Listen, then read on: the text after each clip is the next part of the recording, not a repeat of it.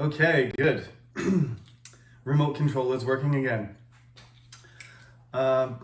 Fellows, friends, folks, this is our second online class, and hopefully it'll be our last.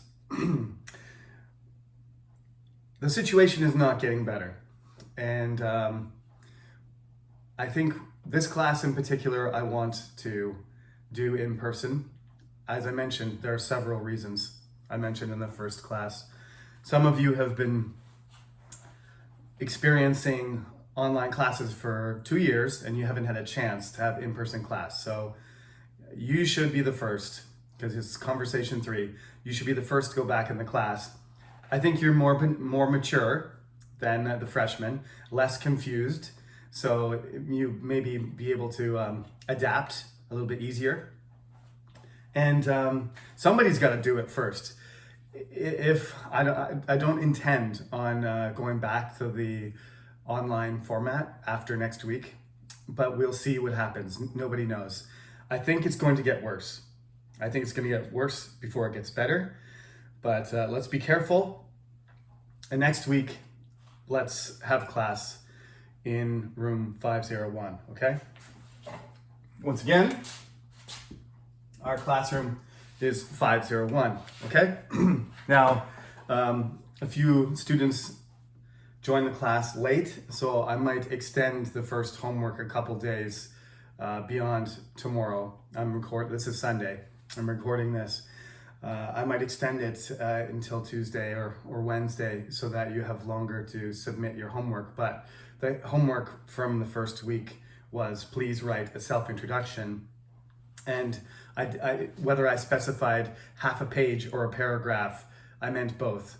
About a half a page long, one paragraph talking about yourself, okay? Introduce yourself to me.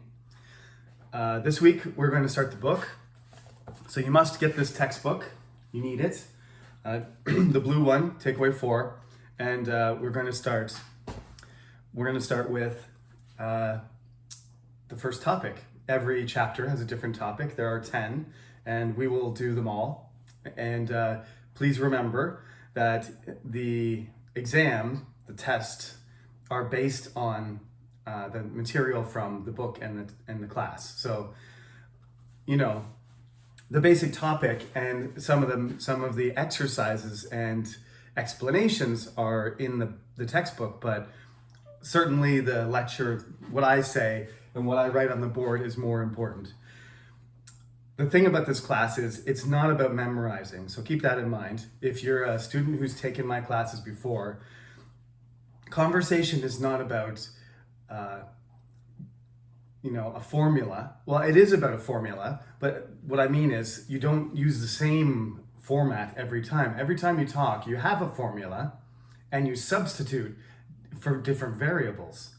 I know most of you probably don't like math that much, but it is sort of there is a mathematical approach you can use to improving your language skill. If you take linguistics, you know what I mean. Some of that stuff looks like math. It looks like algebra. So what you do is you have subject, verb, object, and you substitute different words in there and you connect them with prepositions and pronouns and substitute different things. And you should be able to substitute them easily, almost without thinking, like automatically. And that's fluency, right? That's what native speakers do so well. And if you improve, you can do it as well. You don't have to be a native speaker to speak excellent English, right? All right. I think the the term native speaker is very misleading. And I was supposed to talk about this in my Conversation 2 class last week, but I didn't get around to it. But essentially, everyone's intimidated by talking to somebody who you perceive as having learned the language from birth. That's essentially what native speaker means, is you learned it from a young enough age that you do it naturally. There are terrible native speakers, people who are native speakers who do not speak well. There are native speakers who do not write well. They're all over the place.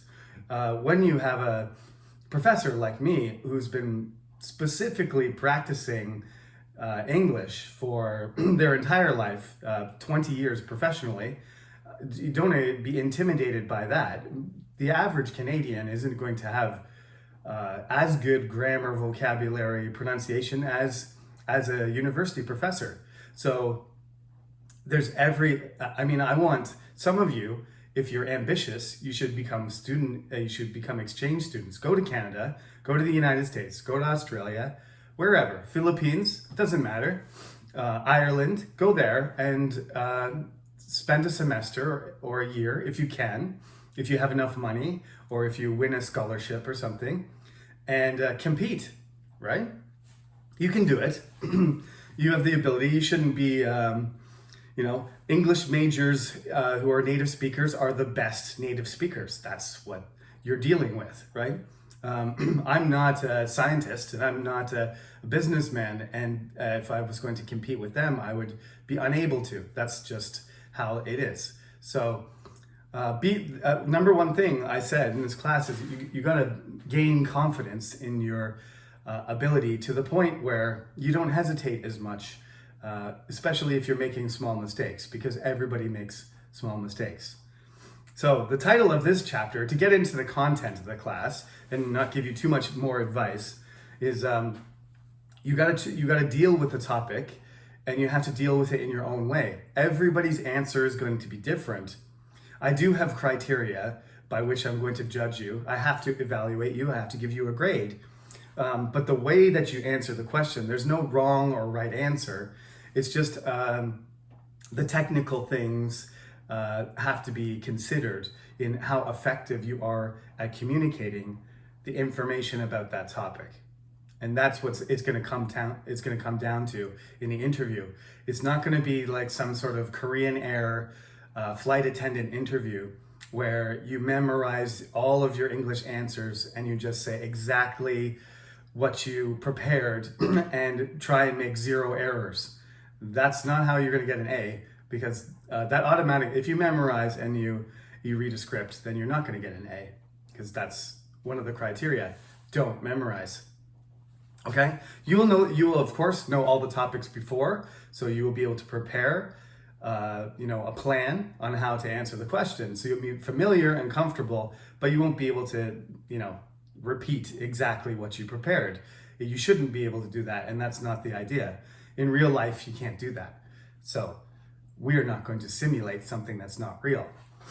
The title of the chapter is Don't Worry, Be Happy. I wrote this over here. I don't like the title because it, in all sorts of ways, it sort of diminishes the seriousness of people's problems in trying to be happy. It's not easy to be happy. Children tend to be happy. I have 2 kids, and they're happy and sad. But generally they're happier than adults. And what is the main reason for that? And I'm gonna do a bit of a dive into psychology. My minor was psychology.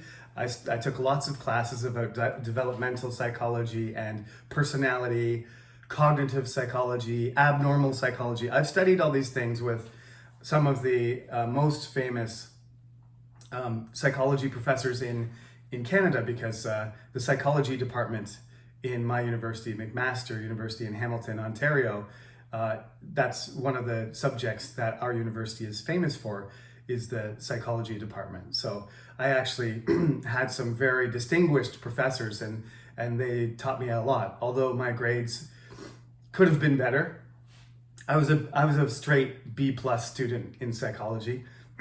English was my forte, but I did learn a lot from those classes. And one of those things is that your development happens, if it happens in an environment that's positive, it's very beneficial for you as you grow up. And children, not all children, but children with positive environments are happy children. And sometimes I worry about Korea a little bit, is because the pressure and the stress starts very early. I think too early. My son is already, he's in grade 2, and he's already doing a lot of math, and he's going to Hagwons, multiple Hagwons, and lucky for him, he doesn't go to English because he has me. He has his own personal English professor. So he doesn't do that. But some of his friends one of his friends in particular became depressed.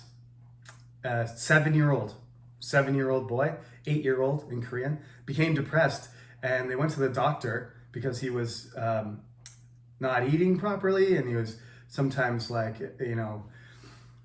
almost like shaking and stuff like that. And then the doctor said he's stressed out. He's under too much pressure. So he stopped going to most of his hagwons because it was too much. So don't worry, be happy is easy to say, but everybody has worries. And this boy who's friends with my son, most of you are Korean, but some of you are from other countries. Maybe your system is different. It's a little bit more gradual, and you get into like academic work and the pressure of doing homework and tests later. If you're from somewhere in Northern Europe, perhaps. The Canadian system doesn't tend to put that much pressure that early either. But if you're from an Asian country like China or Korea or Japan, you might know exactly what I'm talking about. So this guy basically he's worried. Now he's better. he's feeling better, and he's not. His depression is improved, and his I don't know, fear or anxiety. I guess I'm not a doctor. I'm not saying that, but there might be multiple mental stresses happening. So that's something you can't just say, "Don't worry, be happy," and then do the whistle. I'm not a very good whistler, but that's the song. There's a song. If you search on YouTube, just go ahead. Don't worry, be happy. And then there's a whistle. It's like a person walking down the street. It's a sunny day. They're swinging their umbrella because they don't need it. And they got a hat on, and they're whistling, and they're, winking at other people, and everybody's smiling. That's not realistic. So it's not really good advice. Just like, if you have a real problem, you can't really say to somebody, "Don't worry, be happy." Okay? It's a famous song, and it's an old song, so you probably won't like it. It's not like BTS quality or anything. There's no fancy dancing or anything. It's just like a man from a long time ago singing a song. But the point of the message is the attitude, right? It's basically saying, be easygoing. Don't worry about everything. Try not to worry so much. However, in English, I'm just saying, we got to understand how to use these expressions. That's part of what conversation 3 is about, right? If somebody is worried and they're under a lot of stress, don't come up to me and say, "Don't worry, Professor Sullivan, you have to grade 100 essays by tomorrow," and hit me on the back and say, "Don't worry, be happy." I will not be happy, right? If I do it to you, if you have 3 exams tomorrow and it's 2:00 in the morning and you look really stressed out, and I walk up to you and I say, we'll just make up a name. "Hey, Eugene, don't worry, be happy." You probably, throw your drink at me or slap me because you know full well that that's not gonna help you relieve your stress for the exams you're preparing for. So it's a general it's a general attitude. It's not a specific piece of advice, and it's not a comfort in a high stress situation. So don't use that unless you're talking about somebody's general situation. Okay. Let me add, next week you have to hand in half a page, 1 paragraph, with your opinion about, how to be happy, okay? That's the question, that's the topic for this, before I forget to tell you. So same thing as your self-introduction, just submit it on the Cyber Campus, give me half a page, 1 paragraph, start with, any approach. Like, I'm gonna talk about various things right now. I just talked about childhood happiness, I just talked about stress, I just talked about general and specific situations. You choose, okay?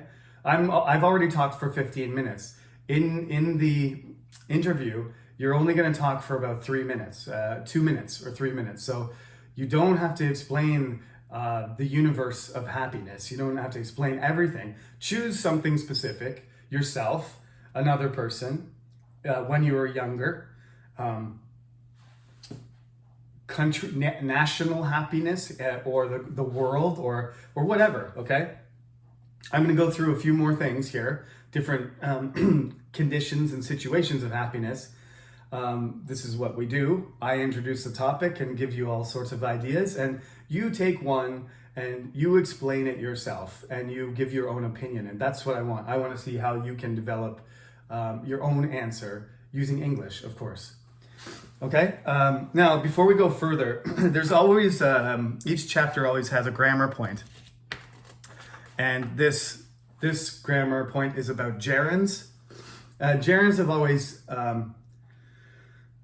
I wouldn't say confused me, because I used them since I was young, but I never really noticed that there was such thing as a gerund instead of just having a present continuous. I wasn't aware of it, but gerunds are out there, and I never learned what a gerund was until I was, I think, in high school. I just used them. So again, when we do grammar in this class, it's much better for you to just be able to use the rule.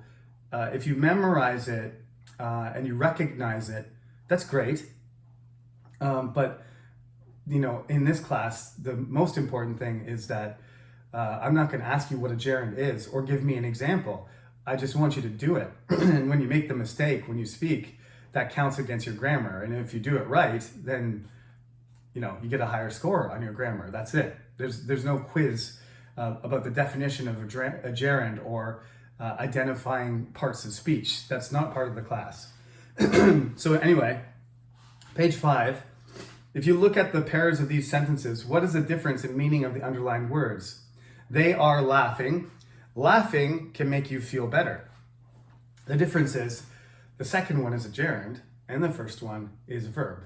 The laughing is an action in the first one. In the second one, it is the act, right? Not the action, the act. She is eating chocolate. Eating chocolate can make you happy. Gerund phrase, 2 words. All right, so that's a thing. It's an act rather than action. It's something. It usually comes at the beginning of the sentence. He is being annoying as usual. Being annoying is his usual way of behaving. Okay, there you've got present continuous at the end, usual way of behaving, and being annoying as a gerund at the beginning. So gerund are ing verbs that can be used as nouns. So when they come at the beginning of the sentence, that's what you can do, right? Dancing is good exercise. Any sport is a great example of a gerund, right? Skiing is fun. Okay, that's definitely not a verb, is it? Right, because is the verb. Okay, so that's easy stuff. Now you know. If you didn't know, now you know. That's what a gerund is. So those ing words are always important in English. We use them all the time for actions that are happening in the moment, and we also use it to describe situations, actions, or phrasal nouns. That's also possible. Okay. Now, how do you know if you're happy? Here's the next thing. How do you know if you're happy? Well, that's the tricky thing, is that how do you actually measure happiness? There is a website. I shouldn't say there is a website. There are websites, many of them that track it. But there's, for example, the globaleconomy.com. They track a happiness index, and basically though, they set criteria, but it's basically based on surveys. So you just get thousands of people to rate their happiness, and then you come up with an average, and that's the indicator of the country's happiness. Now you can do it in different ways. Like you can choose the criteria. Like you can rate a country's by its by its health, by its, employment, by its education, by its environment. And you can do all these, that's generally called quality of life. Okay, so there are different ways you can look these things up, but there is quality of life surveys tend to just measure the conditions of a country or a place or a city, right? But that doesn't necessarily mean those people are happy, because happiness is relative, right?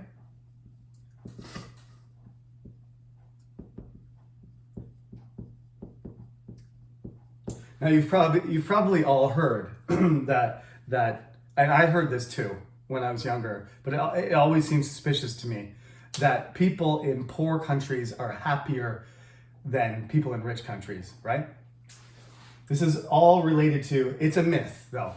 Case by case that may be true, but you may come across a society, like an indigenous society that is less technologically advanced. They're living in they have a certain lifestyle and culture which is different from what the world in general has done with industrialization and digitalized, interconnected, globalized environment, right? You might come across these communities and they are happy. They're kind of self-sufficient and they have less in terms of material things and access to knowledge that we have. And you look at those people and they're happy. And you're like, wow, these people are happier than all the people in downtown Tokyo who are, depressed every morning and sitting on the train and going to work at 6 o'clock in the morning, working in an office until 10 o'clock at night, and then going home alone and then eating ramyun in their tiny little apartment. Yes, they are. They are. Who wouldn't be happier than that person living in a box and working 16 hours a day? Everybody's happier than that. But on average, the quality of life and the happiness of people for the last few hundred years has increased, right?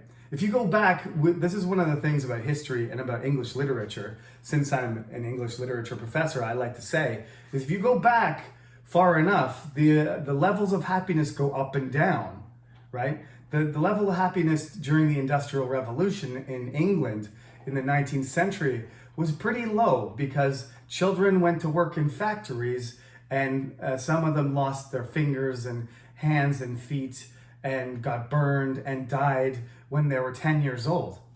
That's worse than working on a farm, in medieval England, right? If you're starving to death or the sky is filled with choking smog and you don't have any free time and you just work in a factory, of course your happiness goes down.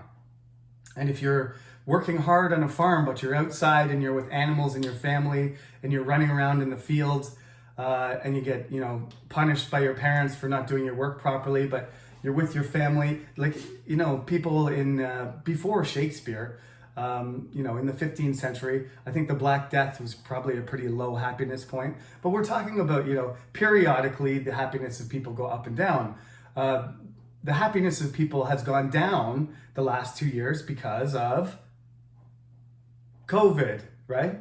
Like the mental health and happiness of many of us has gone down. So if you go back like 5 years or 10 years, you'll find that the happiness index for most countries, that especially advanced countries who have restrictions and have a lot of hospitalizations, deaths, the happiness is going to be lower.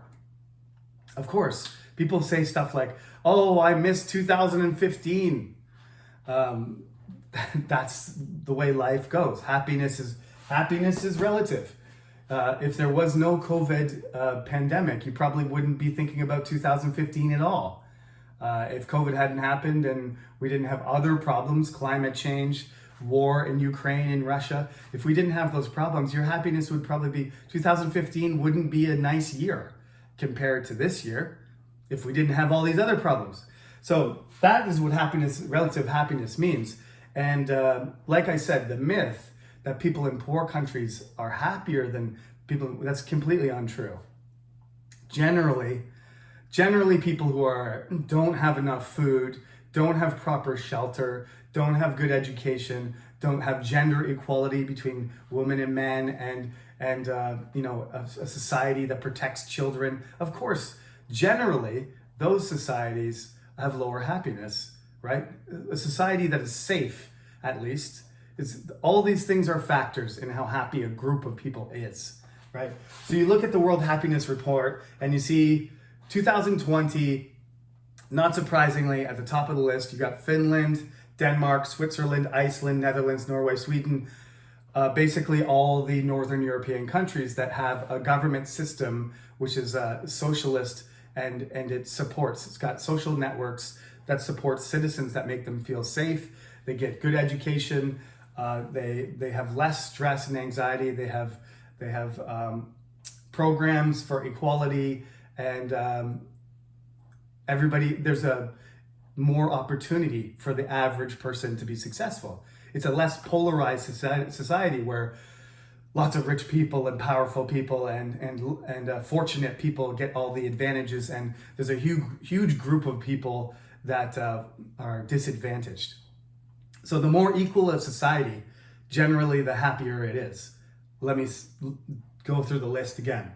Finland, Denmark, Switzerland, Iceland, Netherlands, Norway, Sweden, Luxembourg, New Zealand, Australia, Austria. All Northern European countries, okay? Then Canada comes in at 14, which is where I'm from. Costa Rica comes in at 16. That's a little bit of an anomaly. And that's, people say, aha, there's a country that's developing and people in Costa Rica are happy. That happens. There's going to be societies that are generally, they do have a culture there that is positive, and it's a beautiful country. It has although it doesn't have all the technology and the advanced education and civilization that we consider to be a mark of developed countries, Costa Rica is a beautiful, attractive country where the people are friendly. Some of my friends have worked there as volunteers and they've gone on vacation. Costa Rica is a beautiful country, and I'm not surprised that they're high on the list, even though the United Kingdom is less happy. The United Kingdom, one of the richest countries in the world, is 17, and Costa Rica is 16. So go figure. There's a few exceptions. Where do you think? Excuse me. Got a little bit of a cold. Where do you think South Korea is? Because in terms of economy and advancement, development, South Korea and Canada are very comparable. The only real difference one of the only major differences between Canada and South Korea is the size of the country. We're Northern Hemisphere. One's in Asia, one's in North America, but South Korea is small with a population that's bigger than Canada, but not that much bigger. So the population size is comparable, just the land size is completely different. So what do you think? Does that make people less happy or more happy? You can't really say that having a lot of land makes you happy, because Russia is not very high on the list either. China is at 82, and they have the third or fourth most land in the world after United States, Canada, and Russia. So if having a lot of land is an indicator of happiness, although China has a lot of people too. So it's complicated. But you'd expect South Korea to be in the top 20, right? 62 out of 200 countries. South Korea is 62. Why is South Korea so unhappy, right? The number they're sitting at, the average, it's a score out of 10, and Koreans give it a 5.85. By comparison, my fellow Canadians, 7.1 was the average. So that's a big difference. Most people are saying 7 in Canada, and most people are saying below 6 in Korea. That's a pretty big gap.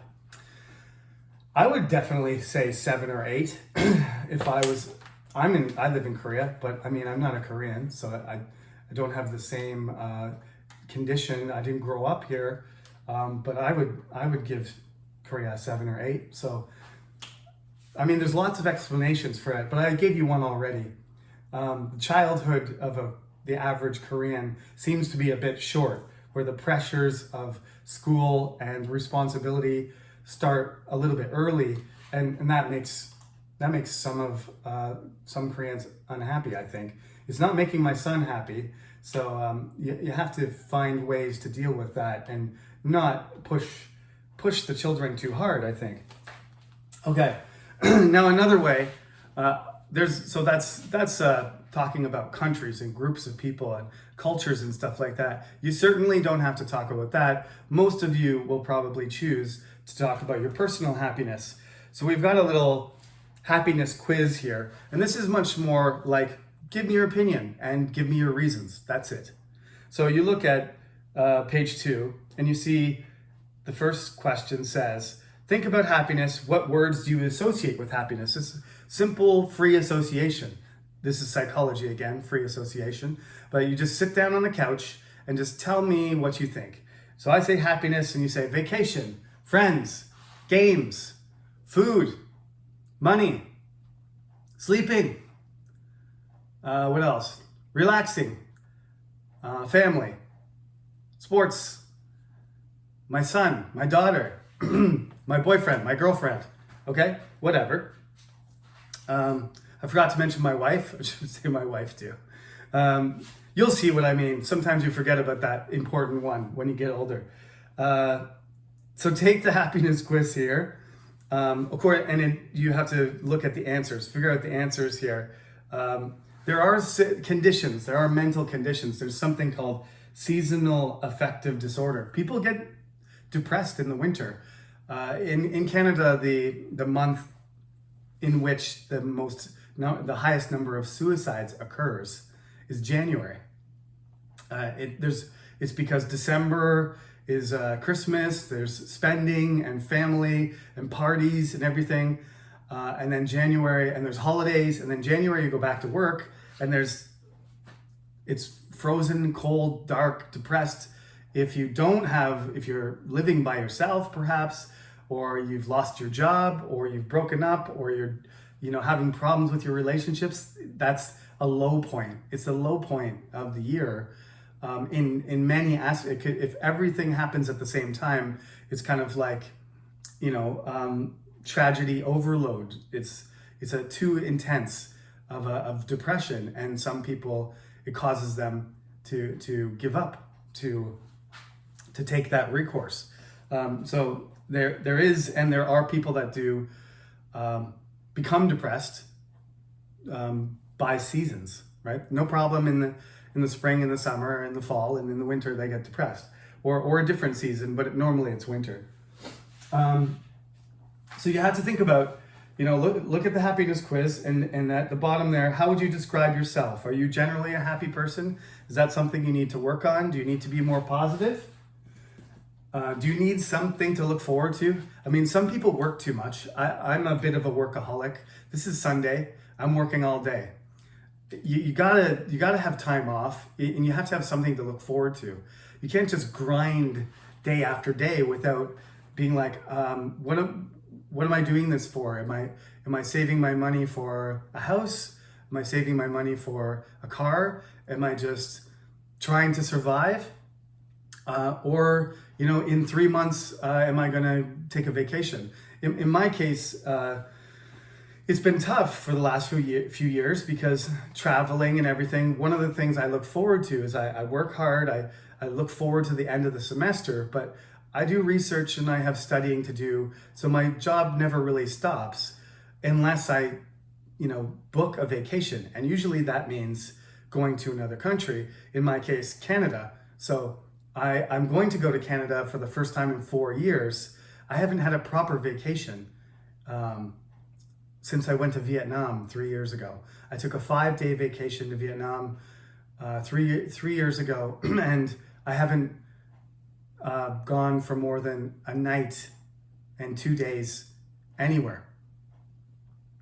So that wears you down. That wears you down, and And you need to look forward to those breaks. You need to look forward to those rewards, whatever they are. Maybe you're saving up for a car, or maybe you're saving up for a trip, or maybe you're saving up for a new computer, or a new phone, or whatever. If you're working hard and it's tough, and you know that there's something in the future that you're going to be able to do, maybe it's just you've been separated from your family for a couple months, and you know that at the end of a couple months you'll have time to spend together. It doesn't matter, but some motivation, some hope. Maybe your job is going to change. You're going to get a promotion, or you're going to finish university, and then that's going to be the thing. So you got to get through your daily life somehow. Otherwise, you're not going to be happy. You also have to balance the physical and the mental part. The Romans say a sound mind lives in a sound body. And that doesn't mean sound in your ear. It means sound like solid, right? A strong, solid brain, mind, mental state needs a healthy body.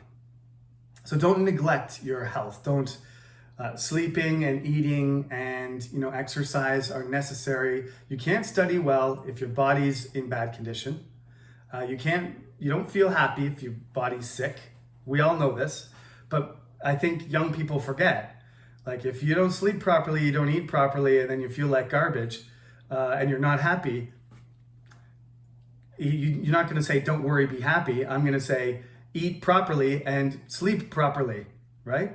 And do your homework, and then spend some time with your friends. That's a matter of, choices rather than, attitude. It means that your daily life isn't being managed properly. So you need this work-life study balance. You need to keep that balance there. If it gets out of balance, then you're not going to feel good. Your happiness level is going to go down. Some people are really tough and they can handle not being happy, but I'd rather be happy than sad or grumpy or angry, personally. Yeah, you probably agree with me there.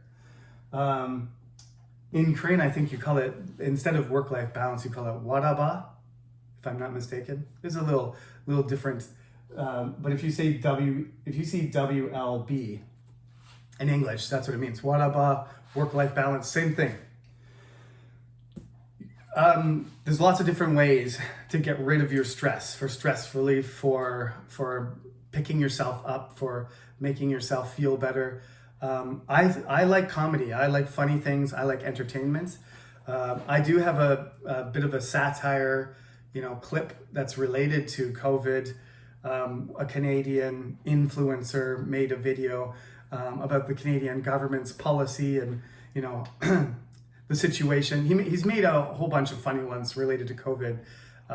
So since we're in class next week, rather than link the video, I'm just going to show you the video in class. So I think that's all I need to say for today. That's how you tackle the chapter. There's usually a few things to read. When we're in class, we'll probably do some of these exercises together.